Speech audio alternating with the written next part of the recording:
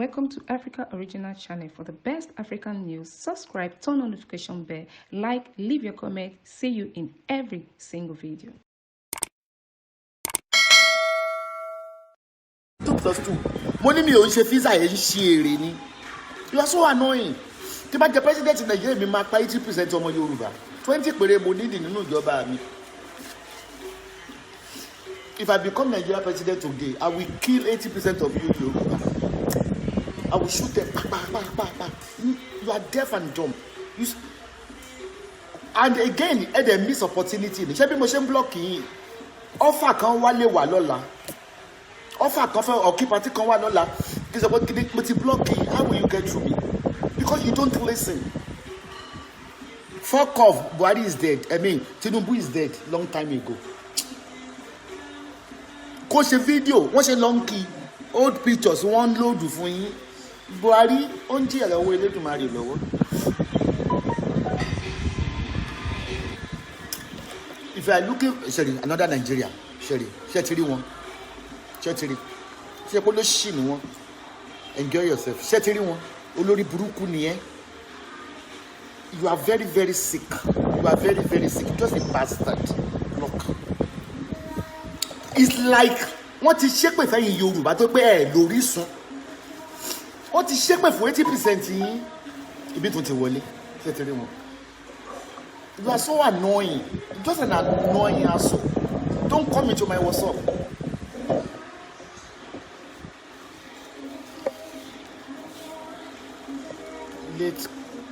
Láti ẹ̀kan bí tí mi ló máa rí òkè block.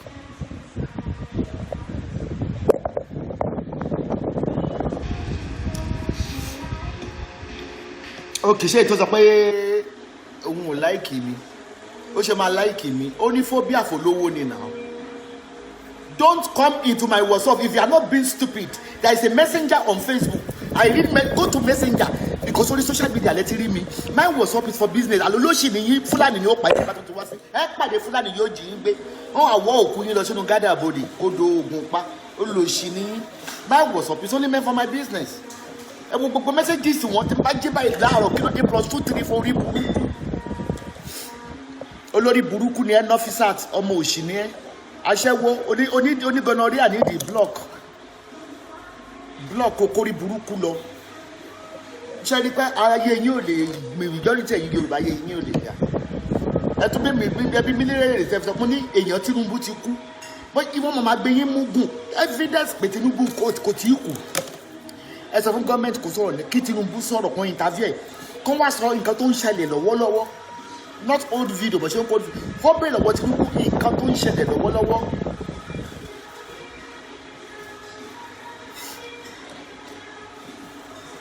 Kò yẹ yín ok olórí burúkú yín lọ́sọ pé ẹ̀fẹ̀ kí Tinubu gẹ pírẹsidẹ́ǹtì ẹ ló ń balẹ̀ Yorùbá jẹ́ ta ló ń kú bí ìṣòro kí ló kọ́yìn pẹ̀lú ọ̀rọ̀ Tinubu ẹni pé ti já wọn lórí ti já o ó sọ pé olórí burúkú ni mi ò bá yín ṣeré o gúrùpù àwọn olówó ni bí o.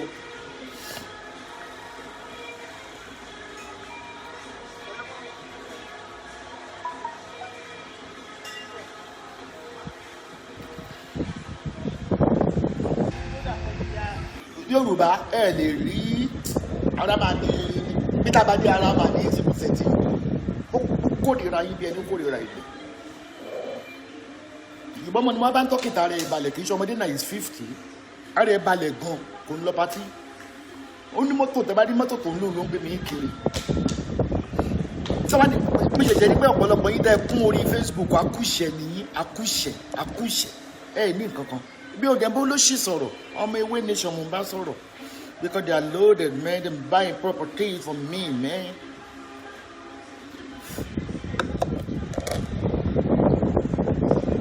Then one thing ẹ̀yin Yorùbá you love to give you don't want to receive. Ẹ̀yin láìkè láti máa búyàn ẹ̀fẹ́ kan bú yín padà mọ́tò ni ó pa yín bí tábàdé.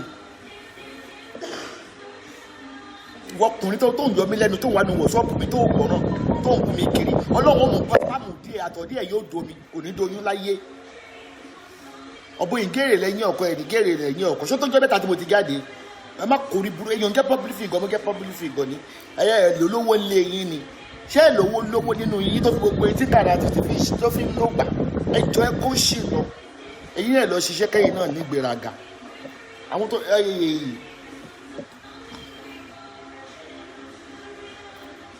alele ta ló jẹ́ Fẹ́mi Ògúnlẹ́yẹ wèrè wọlé lẹ́kìnní tí yìí ń kọ hello beautiful mother tam beautiful mother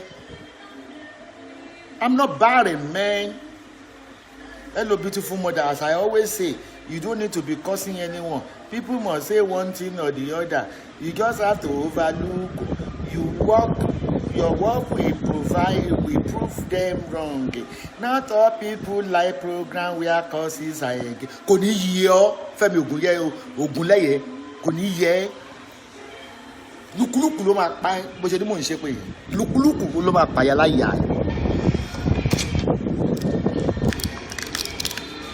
ṣé tipátipá ni ẹni mò ń ṣe pé do you have to stop abusing Yoruba on your program because they are tribe òfò ló ṣe Ọmọ́túndé Stephen olórí burúkú alátọ̀ọ́tọ̀ olóṣì akúkó fàwọ̀rajà bẹ́ẹ̀ bá wà káńtẹ̀ kò ní 1,000 naira.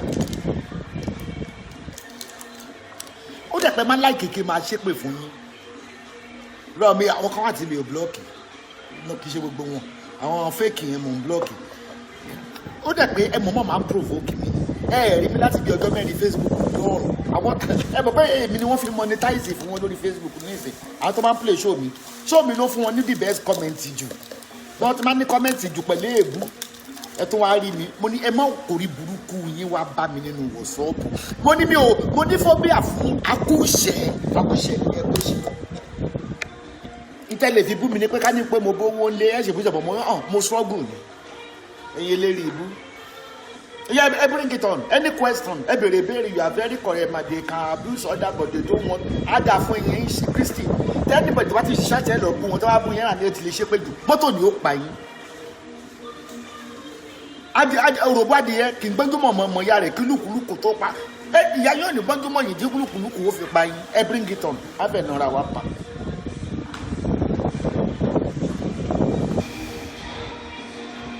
Your motoki the man lenu. Wọn bí àláyà yín retí kò sẹ́ni tí ò wá ń jọ ń bí ẹ wá bá mi ń bí kò ní dá fún àláyà yín dàbà wá ká mi mọ́ bí. Mommy don't abuse o but you said Tinubu is that you have anything to say about it. Òfò ló ṣe ó ti dẹ̀ kejì tó kọ question yẹn olórí burúkú tí ìṣe ọmọọba tó lóun adé oyè Adéyẹmí olórí burúkú Adéyẹmí ló ń jẹ́ gbogbo àwọn ọmọ kéékèèké àdúgbò ló ti dó tán Adéyẹmí ọmọọba Adéyẹmí ò lè rẹ́pìsì pedophile.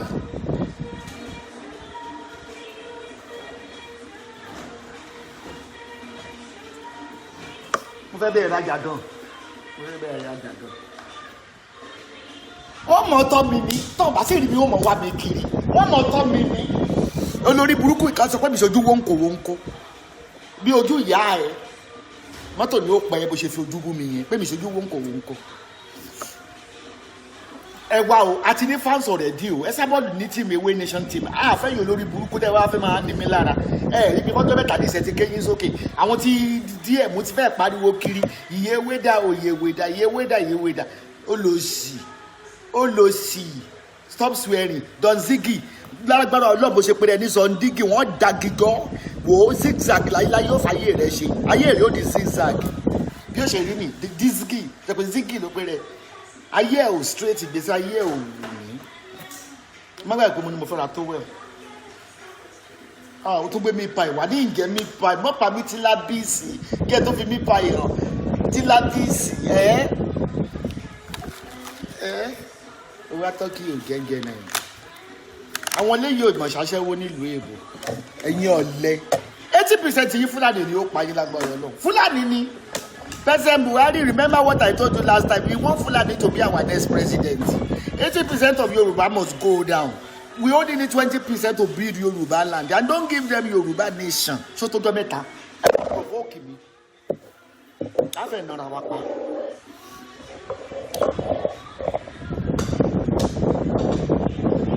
Tó lè bá wá sọ́dọ̀ yìí pẹ̀lú ẹ̀mí mímọ́ Ọlọ́run ẹgbẹ́ ti Sàtánì tẹ́lẹ́gún wọ̀ mí ló lò sí báyẹn yóò ṣe dáadáa sọ èyí ṣáàtì ni. No Yoruba nation is dead on arrival. We need 80% of Yoruba to go down. Fulani on the road. àwọn wèrè irú gbogbo ayé fẹ́ gba nation Yorùbá náà fẹ́ gba nation bẹ́ẹ̀ bá yọ lórí ibú ni mò ń jẹja mò ń polówó mò ń sọ tí ó da mò ń ṣe kíní kan ẹ̀dẹ̀ dáṣọ tẹ́ bá ti dàrú báyìí ní Yorùbá nation. Buhari Baba Fulani don't relegate power o if you wan leave power make una give you don't give it to Yoruba give it to Fulani afẹ́nà ẹ bring it on tẹ́ bá ti bú mi báyìí àwọn Fulani ní mọ̀ dé sí àwọn Fulani.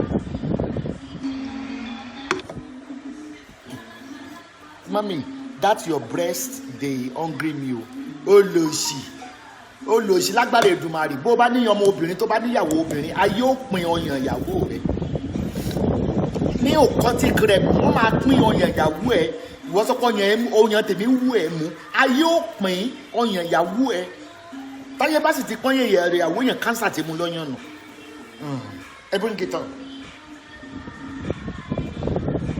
Ìgbòho fèrèkè ìgbòho ti fèrèkè o ó ti gbé wọn sí ìsìkọ̀mí one Nigeria no Yorùbá nation Yorùbá nation is a scam Yorùbá nation is a thief eléyìí olórí burúkú yóò fò olórí burúkú yóò fò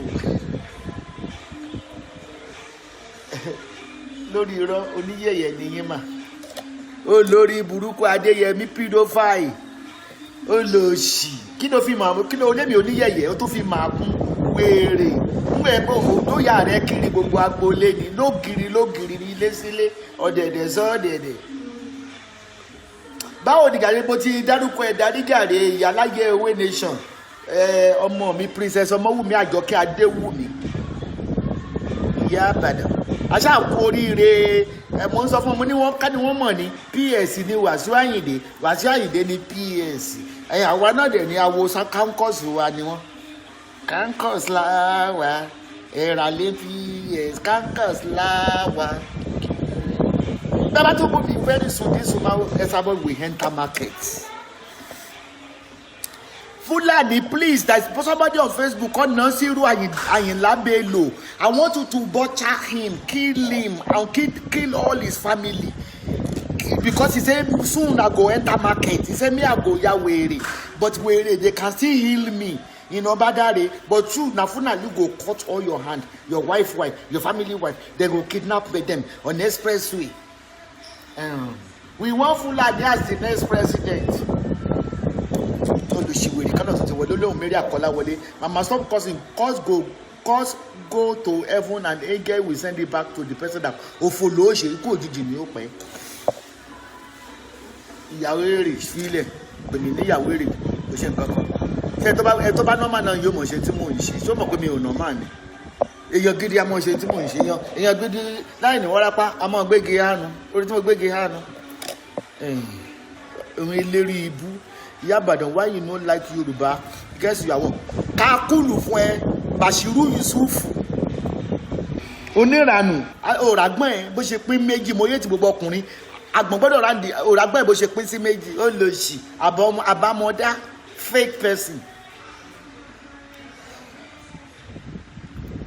Gbogbo ìdẹ́kọ̀ ìyàwó èrè bíbá Fúlàní ni ó pa yín. Accidentally wọ́n á pàdé yín wọ́n á pa yín. Bẹ́ẹ̀ bá ń lọ bí iṣẹ́ Fúlàní yóò pa yín, àwọn tàdúgbò ó pa yín, wọ́n á jí yín gbé. Ẹ̀ṣẹ̀ yẹn ṣàfihàn red mo blọ́ọ̀kì wọn. Olórí burúkú yín bẹ́ẹ̀ bá tún rí mi lórí live chat. Facebook máa ń bọ̀ ní tí ìbá ti yá ní tí má ti bọ̀ báyìí. Olóbò wèrè, olórí burúkú lẹ́ o, ẹlẹ́pọ̀n àgbò, ọmọ òfò. I just know that you are not okay. Olórí burúkú nígbà family máa fún ẹ lórúkọ wọ́n fi mú orogún ìyá rẹ̀ wọ́n mú rẹ̀ wọ́n sọ ẹni fákóre dé ìrẹwò ló kó wá ikú òjijì ló ti kó wọlé ṣùgbọ́n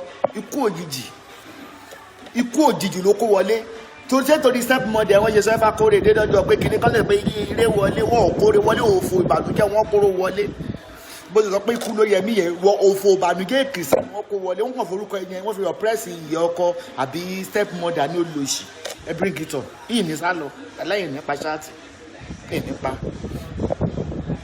àní ẹ̀yìn wẹ̀wẹ̀ májàmú tó fún Tinubu don die like say na you kill am olórí burúkú oṣù wa ń bí olóṣì àwọn Adéyẹmí family tó ń dó gbogbo àwọn kéékèèké tó ń lòrà wọn ó ti bá mi ṣeré tó mo ti búlọ̀kì ẹ̀ máa lọ lé ìyẹ́ ní ibẹ̀ ṣeré mọ́ ọlọ́mọ mo yé tọmọ Ọ̀yọ́ wọ́n bí náà Alájà Embassy Bọ́lájí Èkì mo yé tọmọ Ọ̀yọ́ wọ́n máa ń dọ́ ọmọ kéékèèké wọ́n ń bára ọmọ kéékèèké gẹ́ tí n bá tún sá lọ fún yín ní ìsinyìí Facebook dọ́ọ̀rọ̀ no Esabod no Facebook ló ṣe kí àdìfẹ́ náà Ayọ̀délé olólọ́ọ̀fù mi mọ́ lọ́ọ̀fù mi bó ti mi náà láìkì ni olò fún mi owó títọrọ ló máa bẹ́tẹ̀ bá ti ń lo lọ́ọ̀fù mi báyìí the next ni pé mọ́mí you are in the hospital Làbákẹ́ Adéolú let us have Yorùbá nation we will make you Yorùbá nation president ìyá ní jẹ́ ọ́ ṣé kò sì jẹ́ ń bú ẹ o mórí tó máa ń pariwo lórí television station yìí ọlọ́mọ Yorùbá nation ní wàláì ibi mo ní Yorùbá nation ibi mo ní Nigeria nation ibi mo ní federal nation ibi mo ní island nation ibi mo ní Turkey nation ibi wọ́n sọ pé ní ìgbà ẹ máa bú mi ní ìgbà ẹ ló ní fìbà. Why do you hate Oyoma Antonia Oyelayo? Why do you hate Ọ̀dọ̀ ẹ̀yàn lọ́bẹ̀ lọ́wọ́ ẹ̀pọ̀n ọba yín wéèrè.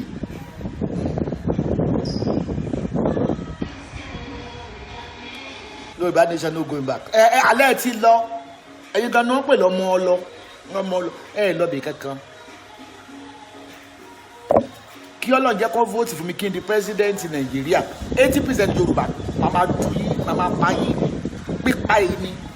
Fúnra mi màmá wọ ṣe pé ṣọ́ọ̀tì ní kàmú wọ̀ má ti jẹ president Nàìjíríà tó ṣe báyìí pé ara ìṣòro ọkà yìí pààrọ̀ mo tún lọ sádùúgbò mi màmá jọ́ọ̀gì ní ìpàwọ̀ ẹ̀yẹ lérí ibú àní wọ́n ní láti pa 20% 80% ẹ̀yin ọmọ Yorùbá yìí lẹ́dá lẹ́nà Nàìjíríà good mama I salute you I need a girl who go satisfy me on bed my girl is Ofolose lọ́dọ̀ yẹ kílẹ̀ tó lè dóyè kò sí tó fi ṣe yẹn bí wọ́n ìyá ẹ̀ lónìí ẹ̀wọ̀ lórí ìyẹ́ ẹ̀ for better for worse ni eléyìí ní kan tèmi Táyọ̀ depression is real this woman is really depressed because of her husband and liver olórí burúkú ṣe age of 60 years family house yìí wọ́n ṣe sunkún okó ní 60 years ìbí wá depressed tó pọ̀ kọ́ fi mílíọ̀nù mọ́tò ni ó pọ̀ wọ́n tó wà lábẹ́ kínní yẹn ta ló dẹ́fẹ̀ wà bẹ́ẹ̀ bí ìṣepọ̀ lórí burúkú ifá kìtìkìtì olórí burúkú olórí okó jóná.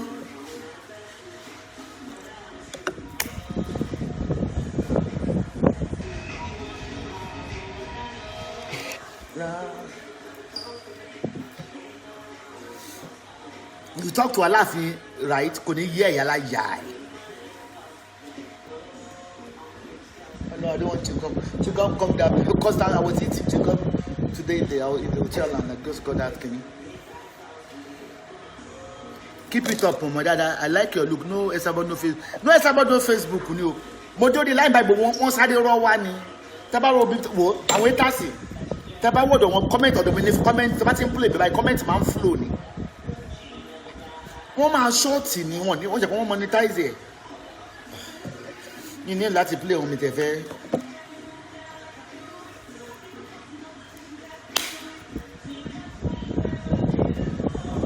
If the drum is too loud, it's about to be damaged. Orí ẹ̀ ló burú, ó lo ṣe ọmọ òfò, ó lo ṣe ọmọ Àyàntọ́lá.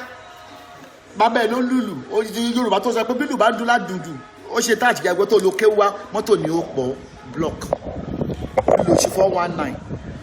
A lè káàtó lè porúkọ kò ní yẹ mọ́tò ní ó pọ̀ èmi ni tí lù bá ń dún ládùn yìí ó yá olórí burúkú bọ́ọ̀ náà ni ò ṣe ní ya ọlọ́wọ́ kọ́wọ́ ọwọ́ rẹ̀ ò dáa tó yẹ ọwọ́ rẹ̀ ò dáa ni tó yẹ ọwọ́ orí ibú tí ò ka owó tí ò ka kinní kan bó bá gbélù yóò yá ni bọ̀tọ̀ ọwọ́ tèmi báyìí ọwọ́ ajé ìlú kan máa dún ni gẹ́gẹ́gẹ́gẹ́gẹ́gẹ́gẹ́.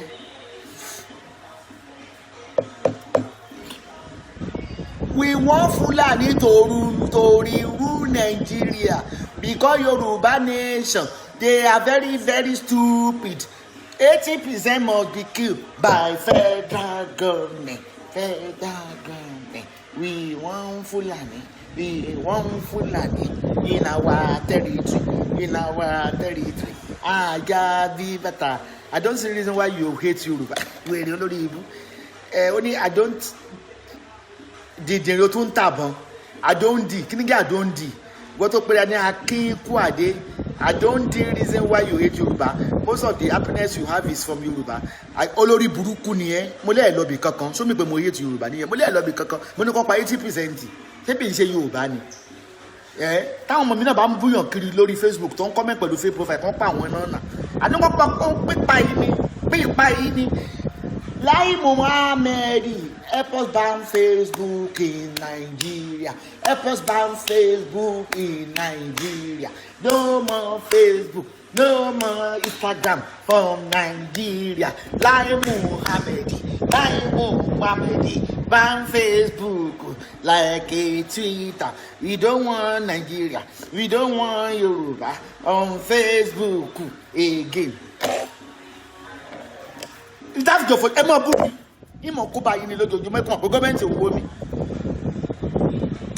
Stop abusing Esabod. She's a good mother. If you don't understand that, you know, I get on abusing it. Okay, Emma Mini, I'm about the Missy Ogo. I bring it up with the Daffy Alaya. And your mush. Ask Lobito, Tibabe, Tieri. Ask Lobito, Tibabe, Tieri. Apá kálàndá ó ṣẹ̀ṣẹ̀ kálàndá bí orogún ẹlẹ́ran ẹ̀yin ọmọ àdánù ẹ bọ́ bí ẹ jẹ́ ṣégeyà. Mama mi dey gbádùn you ma. Ṣọbọlá Yọkẹ́, you make me happy ma. Ìyá ní jẹ yín ẹ̀yin ọmọ òsì àti gbogbo yín tẹ́pẹ́ ẹ̀yìn ẹ̀jọ́ èmi wọ́n ń bú mi yìí rẹ́ ní gbìjà mi ọpẹ́lọpẹ́ àwọn Britney Freeman àti Túbọ̀sún Matisi tó dá wọn lóhùn ẹ wálé ń gbádùn mi.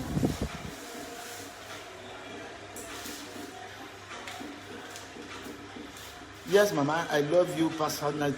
Mo ní ẹ mọ́ love mi ẹ̀yin tẹ́ ń love mi náà lẹ̀ tó fà káǹtì mi ìbò ẹ̀yin ọmọ rẹ níbi tá a ti ẹ̀ bá dé báyìí kakú gbogbo yẹn tà sí. I've been searching for you always. I'm at that for you 4 days. Mo ti ṣe ṣáàtì kan yìí. Inbox mi ti kún. Wọ́n wá mi mo tún jáde. Eléyìí ní Tramadol in action. Adéoyè Samson. Òfò ló mi ẹ̀fọ́n ṣe. Òfò ló máa ṣe. Àdánù kó gẹ́tì yẹ. Ọmọ rẹ̀ amúgbó. Bàbá rẹ̀ amúgbó. Did you even know there is God? Orí ẹ̀ burú bá ṣe Badmus. But God ó ti depart inú ayé tiẹ̀. Ẹ yóò mọ̀ pé there is God. Ya go 61 kí mọ́ ti bẹ́ẹ̀ bá rí mi ẹ̀ mọ̀ wá mi ní bá jáde báyìí ó lè ṣó mọ̀ pé wèrè dí odò kò sí tẹ̀ fi ń bú mi tá tẹ̀ gbọ́ olóbò òṣùkù tẹ̀ ń wí olóbò ọ̀bọ àdìsọ́ndì Káyọ̀dé Fásitì ọ̀ méjì fẹ̀yẹ̀ ọ̀kan jàre ẹ̀yìn ti Instagram. Ahmed, if you understand that, you will love her. Òfò làmẹ́ẹ̀dì ó ṣe kò ní bá Ahmed bá understand mi ikú òjijì ni ó pa. Wọ́n pè yẹn lámẹ́ẹ̀dì ẹ̀ mọ̀ pé ama àwọn máa fi pa last HAAME kí ló kù kọ́kọ́ mú yí di kó kọ́ fi hárú lé ní ama àgbàgà lórí ẹ̀. Eléyìí ní madness wọ́n fọkọ̀ fún tí ẹ̀mí fi bẹ́ bí olè orúkọ ẹ̀ lórí burúkú olùsí tó lórí orúkọ kò block. Ìwọ́n tó bá sínú WhatsApp mi kò ní dáa fún láti Nàìjíríà kò ní yẹ tó yẹ yín gbogbo ẹ̀yin tẹ̀ ń wá tẹ̀ ń béèrè kíní lọ́wọ́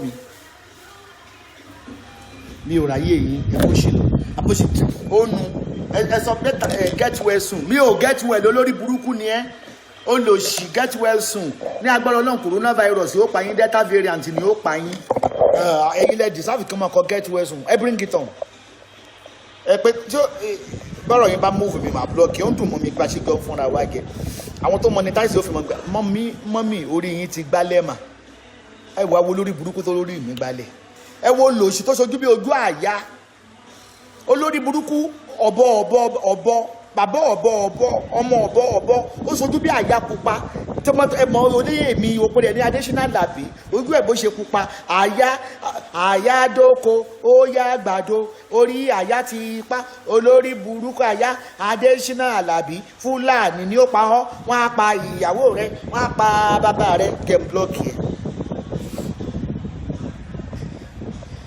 mi ni wá fún yín Sunday ṣàtì lọ́la you are all on suspension mo rò pé ti ṣe ń jì ní láàrin ọjọ́ mẹ́rin tí mo lọ ẹ bring it on wọ́n máa ní ìyá yìí ti lè ṣe pé jọ hàn olórí burúkú irun mi dín nígbà mo tó rí Facebook èpè ló pa mi lórí èpè yìí ni RIP màmá ìwọ tó wà lábẹ́ T Golden lágbára Ọlọ́run ikú òjijì jẹ́ tìrẹ ó jẹ́ ti bàbá rẹ ó jẹ́ ti ìyá rẹ ó jẹ́ ti ọmọ rẹ ó jẹ́ ti ọkọ rẹ ó jẹ́ ti aya rẹ ikú wọlé tọ̀ ọ́ wá Fúlàní gbéra pa ọmọ yìí dànù olórí burúkú rest in peace tó kọ fún mi wọ́n máa kọ fún yàrá ìyá yìí ẹ bring it on má bínú ànípẹ́ lọ ṣé ti rí wọn pé mo sọ fún ẹ mo ní Facebook ti sú mi mo ní Facebook wọ́tẹ̀ yìí dẹ̀ béèrè pé ṣé tẹ́ bá ra lé ní tọ́kẹ̀ máa gba citizenship dídìrín ní ebi ìfọ̀jà mi bẹ̀ yín o torí Google wọn bẹ̀ lọ́bẹ̀ lọ́wọ́ Google báwo ni pásítọ̀ Afọlábí Michael ẹ fi wọ́n lẹ̀ gbogbo olómi sì mí o gba mo ti jáde kẹ́yìn mo tún jáde tán wọn ẹ̀sà òkú ẹ̀sà bàtẹ̀ òfò ló ṣe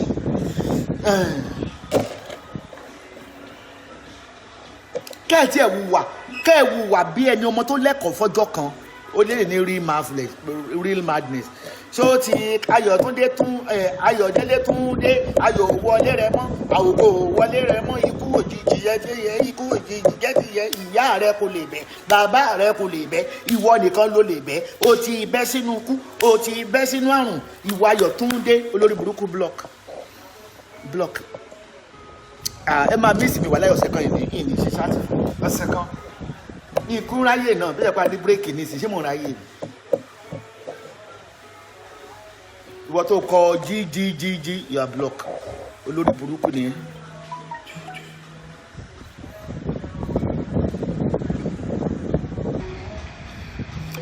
kí ló dé òun tẹ́sí mi òun béèrè question nípa ilé lọ́wọ́ mi ṣé o mọ̀ pé mo busy ni fuck off.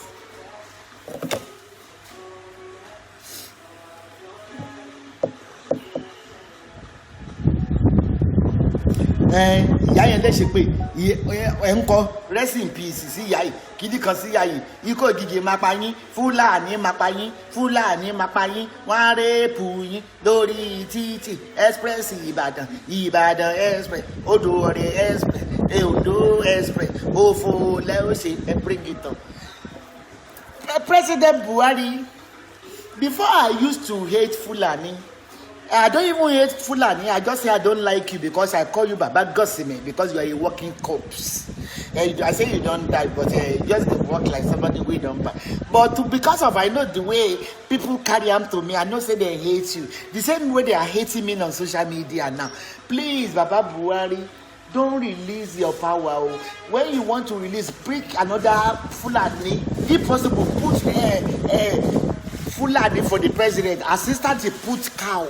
Màálù àtọ̀pá màálù kò jẹ́ kìnnì kan ní tí fojú yín Fúlàní ni ó mọ rúlù wa lọ Yorùbá ẹni ìdí kan fọ́ pa ọ̀pọ̀lọpọ̀ nínú yín.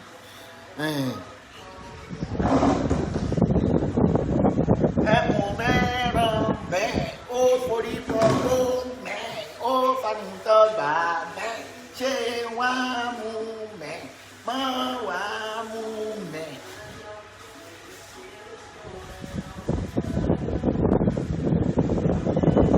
ẹ fi ìyá yín hàn wá over 60 olórí burúkú ọ̀pọ̀lọpọ̀ ìyá yín ti wà nínú wíṣíà ni wọ́n á ń kọrin fún mi pé àṣírí ìyàbò bàbíyá ńlá lónìí Jímọ̀ bàbíyá ńlá.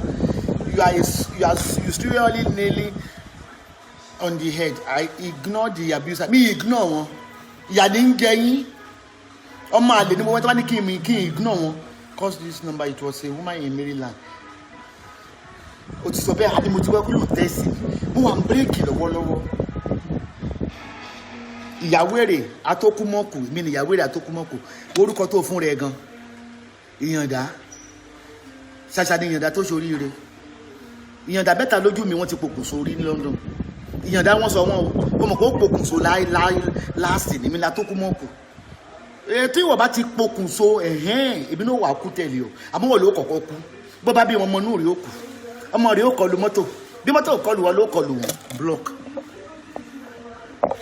ẹ̀yin ọmọ ewé mọ́dà wọn lóhùn ṣèjì tẹ̀ fún wọn lẹ́sẹ̀. I guess she need medication oko ló need kì í ṣe medication oko ló need.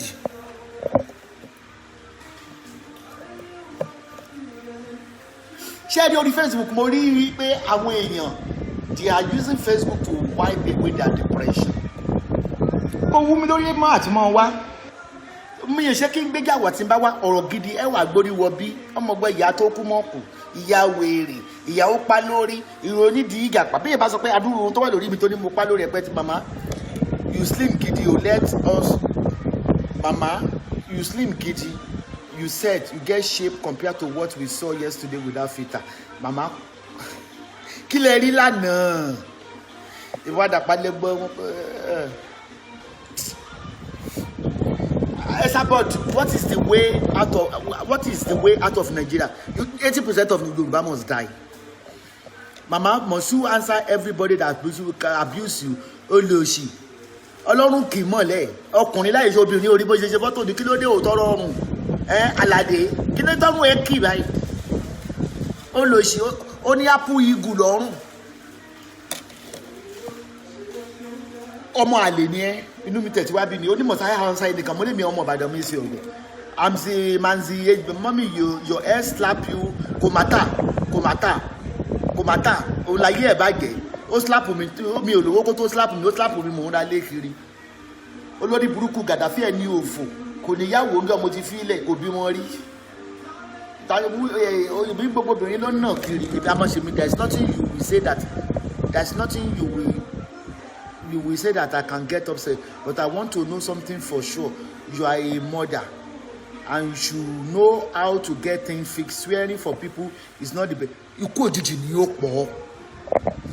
Ikú òjijì bá ṣì.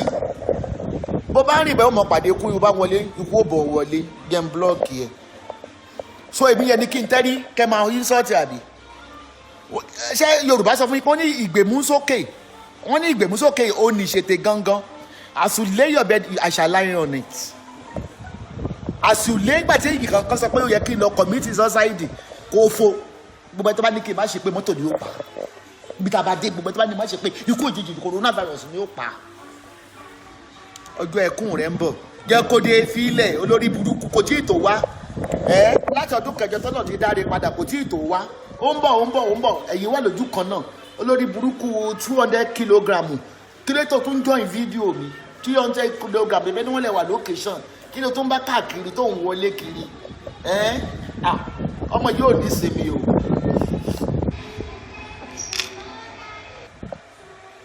I don't understand why people will they will come on my program to abuse me. Wọ́n tó ṣépè fún wa ní pé kinní kan Olúṣọlá Sunday náà wà ní ó pẹ́ olóṣù oníkókó níbi ẹpọ̀n oníkúrú náà níbi ẹpọ̀n. Kúrú náà ni ò jẹ́ ń gbélé.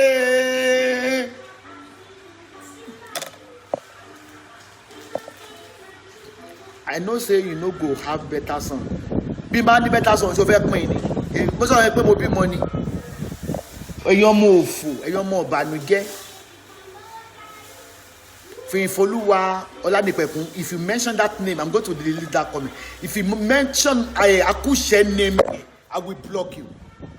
Don't mention that name here. That useless man name. Don't mention him. Me, if you come and pẹ̀lú mi, you mention his name, but you delete the comment here, I will block you entirely. I don't know who you are talking about. Ọmọ kọkùnrin tó bá ṣe oríire ilé yẹn lè fi máa dúró pé ẹ̀sìn òun èmi Akúṣe ẹlẹ́nu wíwọ́.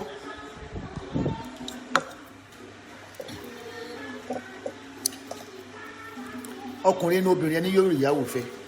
Ẹ̀mùkọ́ náà táṣìírí rẹ̀ ni wọ́n léyìn owó máa ń bi tàwọn náà parọ́ mọ́ sí òṣèlú lójú kámẹ́rà ọlọ́pàá ìwò tèpè ìyá àdúrà Bùkọ́lá yọ òfòlù òṣì ìwò náà tẹ̀lé wọn bí tí wọ́n ti búlọ́ọ̀gbẹ́ yẹn tí wọ́n bá ti búlọ́ọ̀kì lẹ́yìn yìí ní rí bá ti ṣe mọ́ láyé yín ní rọ́nà gbégbá wọn aláìtàláyè ní rí bá ti ṣe mọ́ lórí gẹ́gẹ́ mi gbòkò ilẹ̀ wa kọ́kọ́ bú mi wàláì àmúbọ́ òfò kó o lo fake profile kó o sápamọ́ síbẹ̀ òfò àléébà yóò mọ̀ gẹ́tì àdàbí táwọn ọmọ tẹ́mi bá bí bá ń búyàn lórí platform àbí wọ́n lo fake profile.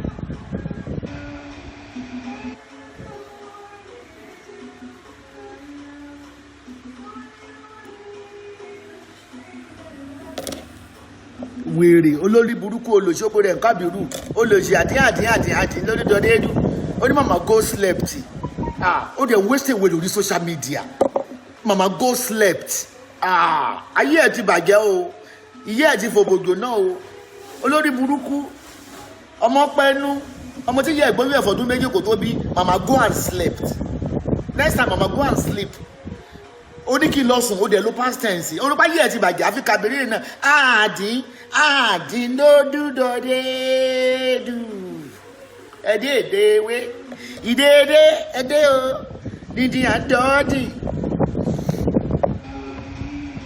wèrè rèé o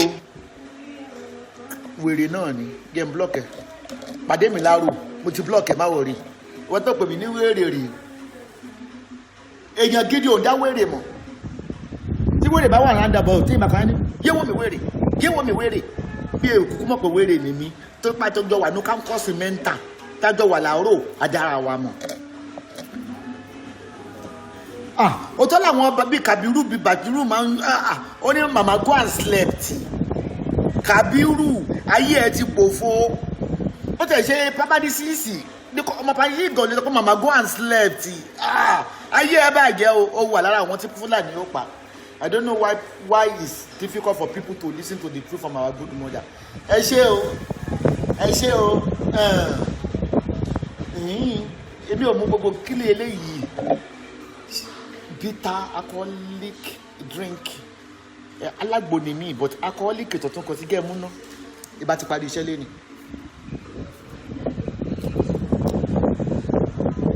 Ẹ máa gbé mi lọ́la ọ̀la Sunday.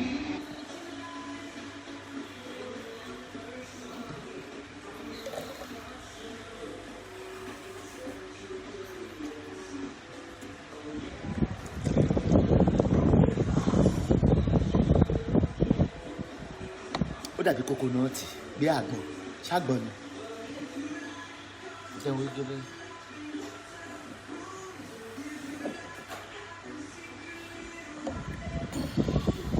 bí ayé tẹ̀gẹ́ kéde ṣáàjì tí máa ń dé hòtẹ́ẹ̀lì. Don't want to drink, baby?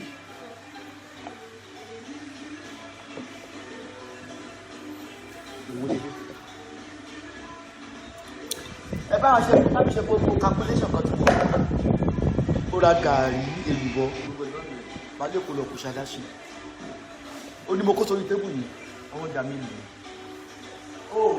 ó tún ti dá wọn padà gbé palẹ̀ jáàmù lá nílò nílò gbàgbàgbà nílò gbàgbàgbà. Ṣáyọ̀ kan ní mílò tó ní ní àbúṣe wà sálẹ̀.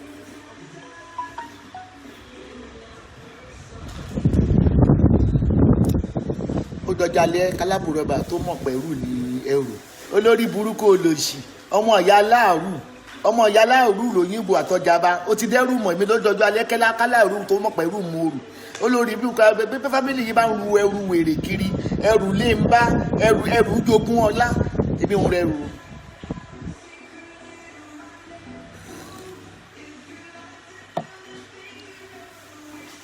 Restaurant ẹ̀yìn Nàìjíríà dé nù gbogbo restaurant àti ìjẹ ní wọ́n ní smoking area o. Jẹun bọ́ọ̀tà ló kó sí ìjàgbá. Àwọn tí ló dé ó yí ní gbogbo àwọn ṣọ́ọ̀bù tá a lọ wọ́n mú sìgá ń tẹ̀. Kí ló dé tó rànjú mọ́ mi? Ó tiẹ̀ dá mo pè mo jẹ́ mi ìfẹ́ rí físítọ̀ mi tí ń fi padà. Mi nìkan ní ìdàwọ́ rẹ̀. Olùsí ní ìsìn ẹ̀tún sunkún tẹ́ bá tún ti rí sìgá o ẹ̀tún sunkún o mi lò wọ́n tún máa sunkún ní ìsìn o give your life to Jesus cigarette is bad for your health àkójú rí bàbá Buhari na because of Yoruba me and you go be friend o I wan light my cigarette then go abuse me again make e kill 80% of the Yoruba.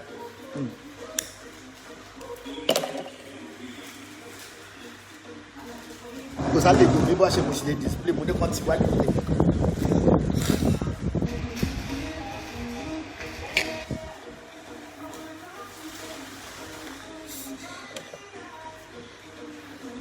Mama, take it easy now. You are a mother.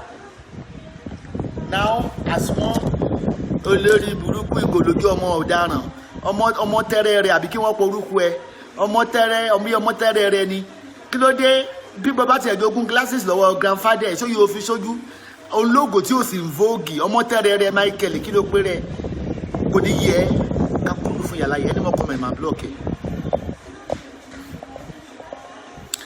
The first time Akindele Adeniyi, the first time I will listen to you and watch you was the time you broke the news of Tinubu Demi, but it's like kórí burúkú lọ kó ṣì lọ wọn náà ní pẹ́ kú tẹ̀lé.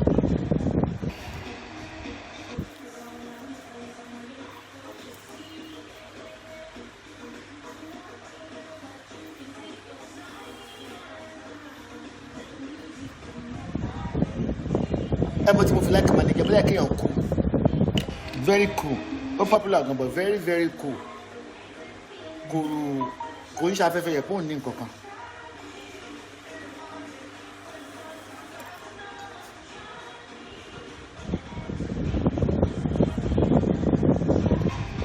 Yíyẹ ó go clubbing in Abẹ́kẹ́. Ṣùgbọ́n mama enjoy your life. Heavenly race is personal. Heavily wèrè wò ṣe má lọ wá bí o. What's up ẹ̀yàn ọmọ rere ẹ̀yàn ọmọ olówó what's up D? What's up D? This is Mama Na Mafia. Mama Na Mafia, the goddess Esther on the throne, aka Olówó Bùsọ̀bùsọ̀, aka Mama Na Mínàní in Europe, aka iye olówó tó ń jẹ tó ń ṣe logo. Mami help me o, help me o, I'm in Libya. Orí ẹni ò dáa mo jẹ́ bí ìyàlá yẹ tó rìn lọ Libya ṣé ìjọba pé ara ẹ ò yá kí ẹ Libya yẹn má jẹ́ iṣẹ́ pé bẹ́ẹ̀ ló kù sí ìyẹn láì ní tẹ́ lọ́rùn. Ṣé Nàìjíríà ọ̀bẹ tàjú Libya tẹ wà lẹ́yìn tẹ́ ní tẹ́lọ́rùn dédé àwọn Nàìjíríà sì tó ní African shop wà ní Libya kẹ́ kó ṣì lọ.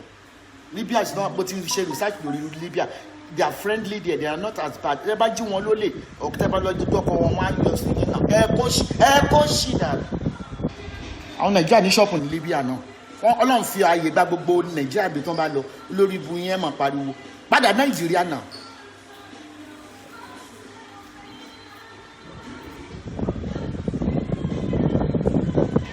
Ẹ kò wọ́n wà Libya yẹn ìbáwọ̀ pléènì kí wọ́n gbé ọpọ́n ni. It's like the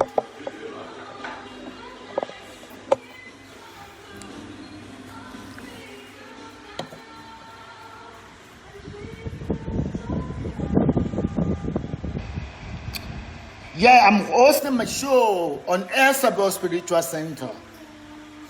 Mama Na Mafia.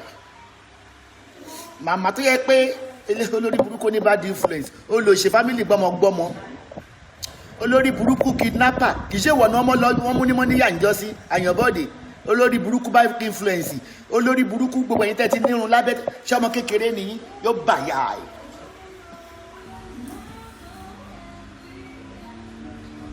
bọ̀bọ̀ ìwà kò lè dẹ̀rí bókò rẹ̀ ká náà ẹ̀yìn illiterate Nàìjíríà nẹ́tí máa rẹ́rìn kàkàkàkà bókò rà ń ṣe wẹ́rẹ́wẹ́rẹ́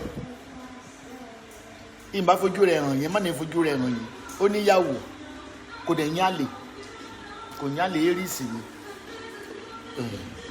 Mommy, I'm coming to Turkey with $1 million ìyá ní jẹun tó wá kó wá tó mi ló fẹ́ kó fún ni bó lè ṣe fẹ́ wá sí Turkey pẹ̀lú $1 million ẹ̀wọ̀n ọdún méje wọ́n á mú ẹ fún money trafficking. Mama Na Mafia Oje Joseph ọmọ ewé nìyẹn Ọláìtàn yèyé Bẹ́wàjì we nation love you ṣé gàrí o àdín lódúdọdẹ yóò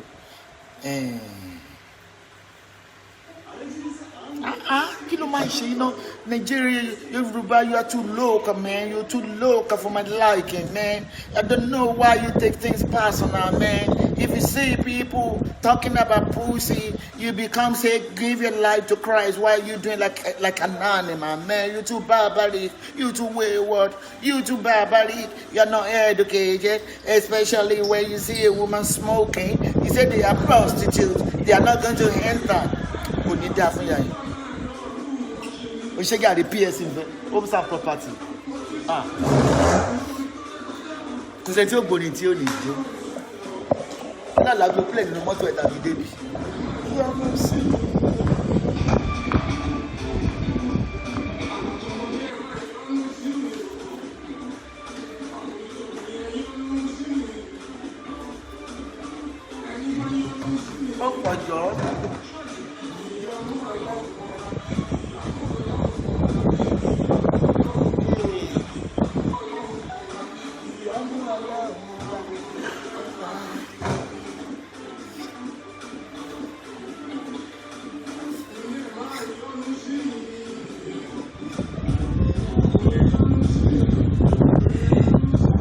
aláṣàbí màmá olóbó àràmàdà aláṣàbí màmá olóbó àràmàdà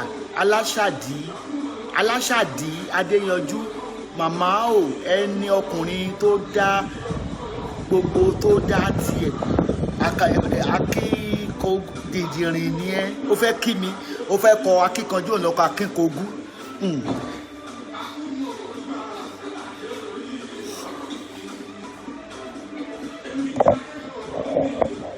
èyí tí mo sì ń ṣe United Nations is watching us.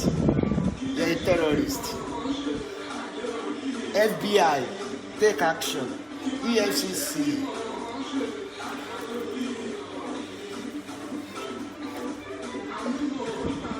Màmá mi àwọn olóríire ló kù ní àwọn olórí ibú mo ti ṣá ẹrú wọn lè kọ́mẹ́ǹtì mi mo ti ṣá wọn sí ṣáláńgá everything ti cool down báyìí. Ọyàn mi ọpẹ́lọpẹ́ breast enlargement tí náà ń ta.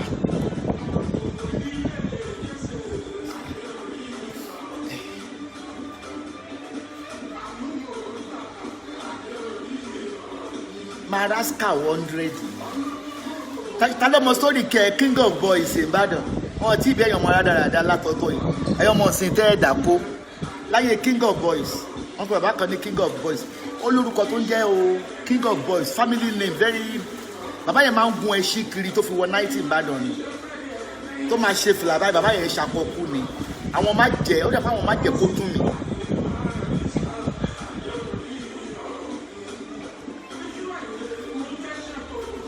Esabod is a terrorist nation.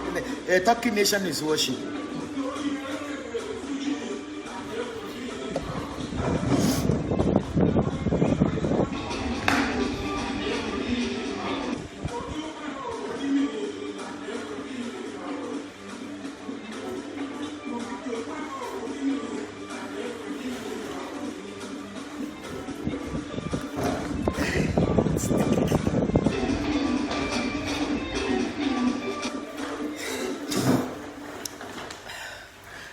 Then okay, olùbọ ní ṣé olùbọ Ọ̀yọ́ ni ìṣòro ètò olùbọ Ṣakí òkè gàrí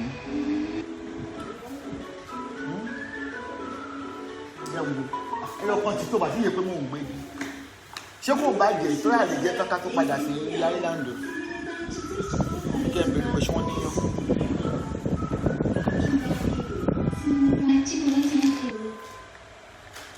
Ọlọ́run.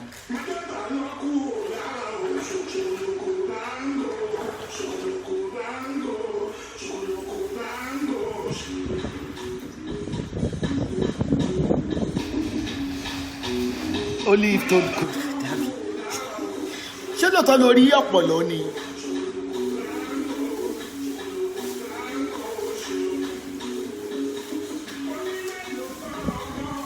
bí o gbẹ sí kinní tó máa ń wò mí lórí ṣadáṣí o gbẹ sí spíkà tó máa ń kọ́ mọ̀ wà ní kò nìyí àbáwo ni ìdíyà ṣé ó wà lórí live chat mi ni no okay mo ti ra ìlú mo dẹ̀ ra gàrí mo á ń bèrè bó ṣe àṣẹ nípa dẹ́díàmù ó dẹ̀ pa àṣẹ nípa dẹ́díàmù ìdẹ́múra mílò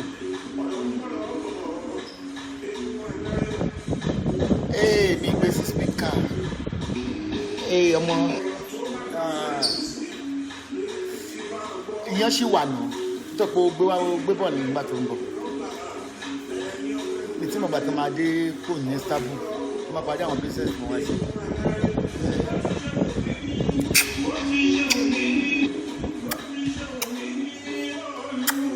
Màámi mọ́dà mi màmá mi Tina bébì mi Tina mai ẹ̀rí kò mọ́ tó lọ lórí Facebook olówó sí lórí Facebook èmi lólógbò wèrè ó dàbọ̀ mo fẹ́fẹ́ nìkan lé sí èmi lólógbò bàbá ti Táíwò PS homes and property o àti ta lé fún wọn gan o àti ta so many acres fún wọn.